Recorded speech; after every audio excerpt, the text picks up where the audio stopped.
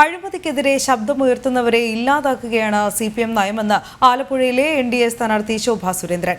ഇതിന്റെ ഇരയാണ് 2.5 വർഷം മുൻപ് തോട്ടപ്പള്ളിയിൽ നിന്ന് കാണാതായ മത്സ്യത്തൊഴിലാളി സജീവൻ.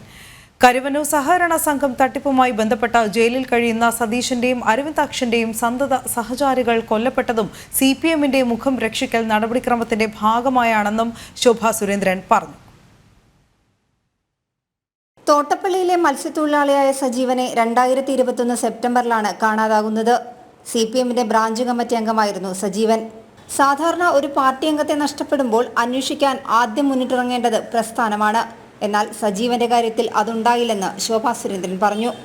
മാത്രമല്ല, കൂട്ടത്തിലൊരാൾ നഷ്ടപ്പെട്ടാൽ CPM ധനസഹായം നൽകുന്ന പതിവുണ്ട്. എന്നാൽ സജീവന്റെ ഭാര്യയ്ക്ക് അതൊന്നും കിട്ടിയില്ല.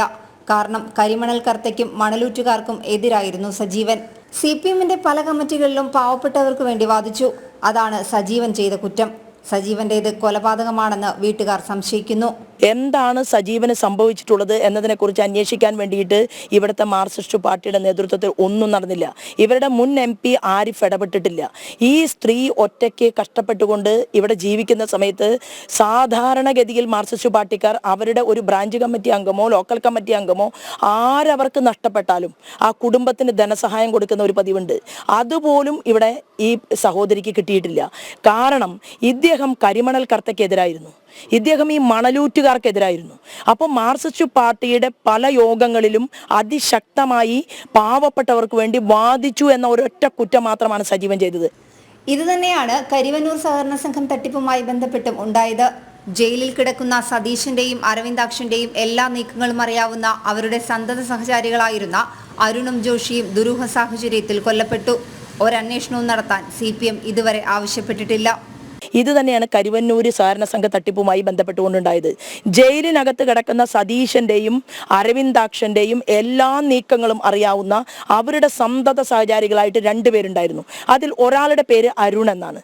അരുൺ ഒരു ദിവസം രാത്രി 1 മണിക്കാണ് ലോറി തട്ടി മരിക്കുന്നത്. ലോറി തട്ടി മരിച്ചു എന്നാണ് പറഞ്ഞത്. ലോറി കയറ്റി അരുണിനെ കൊല്ലുകയാണ്. 1 മണിക്ക് അരുണിൻ്റെ മൃതശരീരം അത് ഏറ്റുവാങ്ങാൻ വേണ്ടി ഈ വിവരമറിഞ്ഞ് ഈ അരുണിനെ അന്വേഷിച്ച ആളുകൾ എത്തുന്നതിന് മുൻപ് മൃതശരീരം ഏറ്റുവാങ്ങിയത് കരുവന്നൂർ സഹകരണ സംഘ തട്ടിപ്പിലെ പ്രതിയും മാർക്സിസ്റ്റ് പാർട്ടിയുടെ മുൻ മന്ത്രി, കേരളത്തിൻ്റെ മുൻ മന്ത്രി AC മൊയ്തീൻ്റെ മറ്റൊരു കൂട്ടുകാരനും കൂടിയിട്ടാണ്. 1 മണിക്ക് വണ്ടി അപകടമുണ്ടാകുന്നു. 1:10 ആകുമ്പോഴേക്കും അരവിന്ദാക്ഷൻ അവിടെ എത്തുന്നു. അവർക്ക് താല്പര്യമുള്ള സഖാക്കന്മാരെത്തുന്നു. ആ ബോഡി അവർ ഏറ്റുവാങ്ങിയാണ്. ആ അരുണിൻ്റെ അമ്മ ഇന്ന് ഭ്രാന്തീയമായ അവസ്ഥയിൽ ജീവിക്കുകയാണ്. ഒരു അന്വേഷണം വേണമെന്ന് മാർക്സിസ്റ്റ് പാർട്ടിയുടെ നേതൃത്വം ആവശ്യപ്പെട്ടില്ല. കാരണം എന്താണ്? അരുണിൻ്റെ കയ്യിൽ രേഖകളുണ്ട്. അഴിമതിക്കാർക്കെതിരെ സംസാരിക്കുന്നവരെ കൊല്ലുക, പണം നൽകി സ്വാധീനിക്കാൻ പറ്റുന്നവരെ അങ്ങനെ ചെയ്യുക എന്ന CPM മുഖം രക്ഷിക്കൽ നടപടിക്രമത്തിന്റെ ഭാഗമായാണ് സജീവനെയും അരുണിനെയും ജോഷിയെയുമെല്ലാം കുടുംബത്തിന് നഷ്ടപ്പെട്ടതെന്നും ശോഭാ സുരേന്ദ്രൻ പറഞ്ഞു. തോട്ടപ്പള്ളിയിലെത്തിയ ശോഭാ സുരേന്ദ്രൻ കരിമണൽ ഖനന വിരുദ്ധ സമരസമിതി പന്തലും സന്ദർശിച്ചു. ജനം, ആലപ്പുഴ.